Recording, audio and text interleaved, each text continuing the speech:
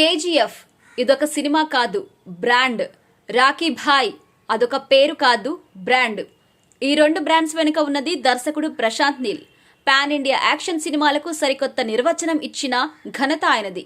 KGF తర్వాత rebel star Prabhas హీరోగా Salaar cease fire తీసి సక్సెస్ అందుకున్నారు. ఇప్పుడు ఏ భాషలో హీరో అయినా సరే ఆయనతో యాక్షన్ ఫిల్మ్ చేయాలని కోరుకుంటున్నారు అని చెప్పడంలో ఎటువంటి సందేహం లేదు. మరి ప్రశాంత్ నీల్ ఎవరితో సినిమా చేయాలని అనుకుంటున్నారో తెలుసా? కోలీవుడ్ స్టార్ హీరో అజిత్ కుమార్తో. అది కేజీఎఫ్ యూనివర్స్ మూవీస్.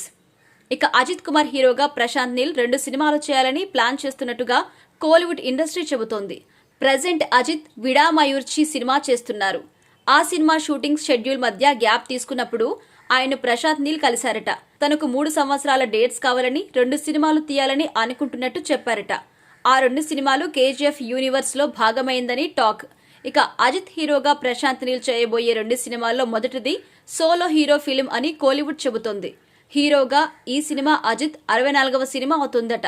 అజిత్ హీరోగా ప్రశాంత్ నీల్ చేయబోయే 2వ సినిమా క్లైమాక్స్ కేజీఎఫ్ 3కు లింక్ ఉంటుందట. మరి ప్రశాంత్ నీల్ దర్శకత్వంలో అజిత్ బ్యాక్ టు బ్యాక్ సినిమాలు చేస్తారా, లేదంటే మొదటి సినిమా చేశాక మరొక సినిమా చేసి రెండోది చేస్తారా అనేది కూడా చూడాలి. ఇక అజిత్ హీరోగా మగిల్ తిరుమేని దర్శకత్వంలో రూపొందిన విడామయూర్చి దీపావళి కానుకగా విడుదల కాబోతుంది. ఆ తర్వాత ఆదిక్ రవిచంద్రన్ దర్శకత్వంలో గుడ్ బ్యాడ్ అగ్లీ పూర్తి చేస్తారు.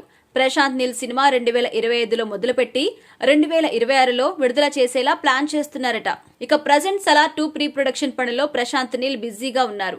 ఆ సినిమా తర్వాత మ్యాన్ ఆఫ్ మాసెస్ ఎన్టీఆర్ హీరోగా మరో సినిమా చేయాలి. ఆ 2 సినిమాల తర్వాత అజిత్ సినిమాలు సెట్స్ మీదకు వెళ్లే అవకాశాలున్నాయి. సలార్ సినిమాకు కేజీఎఫ్ కు లింక్ ఉందని, కేజీఎఫ్ యూనివర్సల్లో సలార్ కూడా ఒక భాగమని ప్రచారం జరిగింది. అయితే అటువంటిది ఏమీ లేదు అని ఆ సినిమా విడుదలకు ముందు ప్రశాంత్ నీల్ చెప్పారు.